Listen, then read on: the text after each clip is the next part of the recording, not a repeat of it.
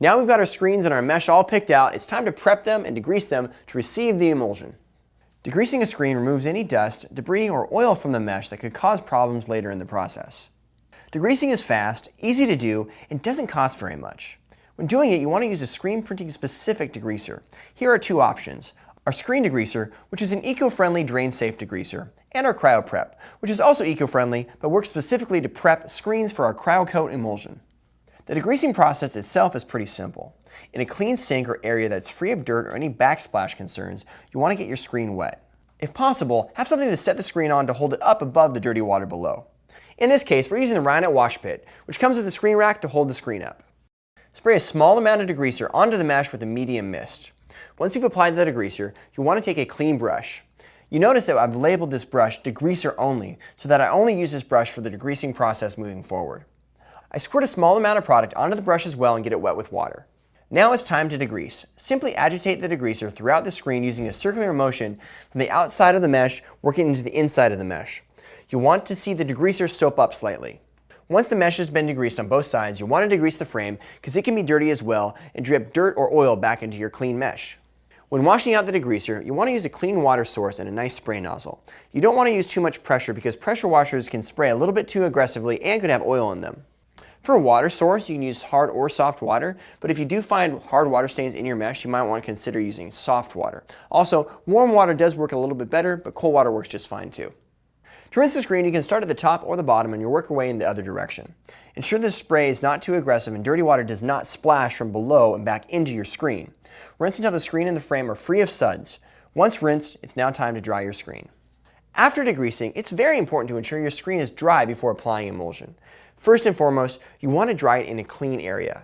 This ensures your screen will not be degreased in vain. Some printers use a clean air source to blow water off prior to drying it. This speeds up the drying process. You can also place it in front of a fan horizontally or in a rack. If you want it to go quickly, you can use a drying cabinet like our screen room drying cabinet. The key is to let it dry in a clean area. Once your screen is clean and dry, it's time to create your stencil. There are two types of emulsions used for stencils in the screen printing process. The first is called a diazo or dual cure emulsion.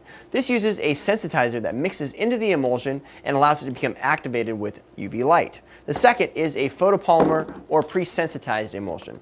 This is pre-sensitized and exposes a little bit faster than our dual cure diazo emulsion. Emulsion also is very specific to the type of ink that you're using. Both of these emulsions work differently for different types of inks, so depending on the type of ink you're using, you want to ensure that your emulsion matches the type of ink appropriately. For new printers, the screen coating and exposure process is typically the most difficult to master. Because of this, we recommend using a dual cure diazo emulsion because it is more user-friendly.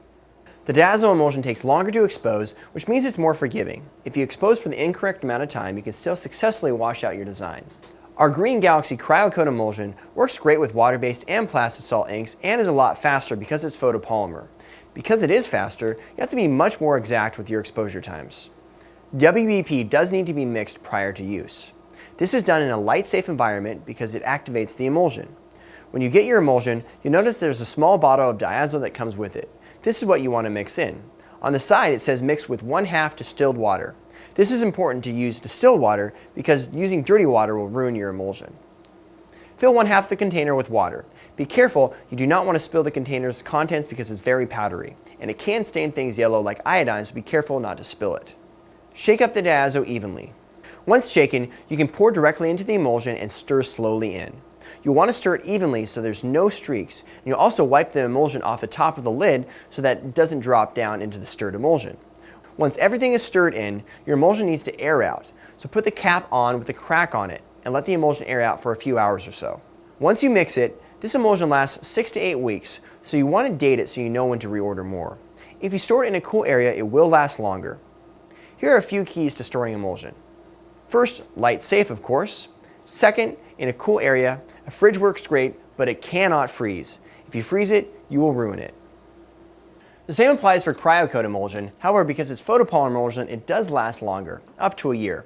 For this video, we're going to be using all CryoCoat emulsion because it exposes faster. Creating a good coat of emulsion to screen print with is like creating a good canvas to paint on. An inconsistent coat of emulsion will lead to an inconsistent print. Also, make sure all this is done in a light-safe environment. The tool used to create this is the scoop coater. The scoop coater we provide has two sides, a round side and a sharp side. The sharp side lays down a thinner coat of emulsion, while the round side lays down a thicker coat. The stencil complements the mesh count to lay down more or less ink. The thicker your well, the more ink sits in it, and the more it will be transferred to your garment. For thicker inks like white, we are creating a slightly thicker well, which means we have to pull the squeegee fewer times to accomplish the same result. Because your emulsion does have to dry, I would recommend a thinner coat. It's easier to expose and easier to coat, so that means using the sharp side as you begin. To accomplish this coat, you first want to ensure that your scoop coater is clean and properly put together, with no burrs or scratches. If it does, take some fine 400 plus grit sandpaper and sand those rough edges or sharp edges down. A rough edge or a jagged edge is no good for your screen and will rip it immediately. Once ready, we set our coater on a flat surface and fill it up 1/3 to 1/2 with emulsion, depending on how many screens we're going to coat. Keep a wet rag handy for spills. Emulsion spills are easy to clean up right away with water, but if they're dried, they are difficult and they do stain. Wipe up the container and put the cap back on. First, we're going to coat our 156 mesh screen. Now you can use one hand or two hands to coat the screen, but the key is ensuring you have a firm grip and a smooth and firm coat on your screen. Right here we're going to put the screen against the wall so it's sturdy. We're going to use a coating stand, but you can also use some type of 2x4 or wood to secure the screen and ensure it doesn't move during the coating process. Start at the bottom of the flat side of the screen or the outside of the screen. First, place the sharp end of the coater on the bottom of the mesh about 1 inch from the frame itself. Tilt the emulsion up so that the emulsion dams up against the mesh. Once the emulsion is against the mesh, slowly move the coater with a good amount of pressure about 1 inch from the top of the mesh. On the top, tilt the coater back and allow the emulsion to pour back into the coater. Then you saw off the emulsion from the screen and release the coater. You should hear a zip of the coater going against the mesh like this. If you mess up, you can do it again like I just did. The key is firm pressure and consistency from bottom to top. To coat the other side, flip the screen around and upside down. This allows the emulsion to enter the mesh from a different angle and creates a stronger bond around the mesh. The inside is a little trickier, but the process is the same. This is called a 1/1 coating method and is typically adequate for most manual printing. You don't want to wait too long with your emulsion open in the air before coating your next screen. So now we're going to coat our 110 mesh screen using the round side because we have a thicker white ink for that underbase. We're going to do this on the floor using one hand. Using the round side gives us a higher EOM or emulsion over mesh. I'm going to do this the old school way using one hand to hold the coater and the other to hold the frame. I find that I can do it a little faster this way, but it is harder to master. First, I slightly tilt the screen and let the emulsion slide onto the mesh. Pull the coater fairly quickly up and saw off the emulsion. Flip the screen and do the same thing on the inside of the mesh. You can tell you got a great coat of emulsion if you look across the mesh and see a glossy surface. Put your unused emulsion back into the container immediately before it dries out and wash out the scoop coater with warm water and some pressure so the emulsion doesn't dry onto it. To dry the emulsion, we always want to let the screen dry with the flat side down. This allows gravity to pull the emulsion to the outside of the mesh, which creates a great stencil well for the ink to sit in. This is also why we coat the screen on the inside of the screen last so that the emulsion is pushed to the outside of the mesh. In a dry, light-safe room with a clean fan blowing air across your emulsion, it will probably take 30 to 60 minutes to dry. You can speed this up by lowering the humidity, raising the heat, or by using a drying cabinet which dries the screen in about 15 minutes or less. You can tell if your screen is dry by feeling the emulsion. It should not feel sticky or wet. It should feel dry like plastic. The thicker the emulsion is, and the lower the mesh is, it will need to dry longer.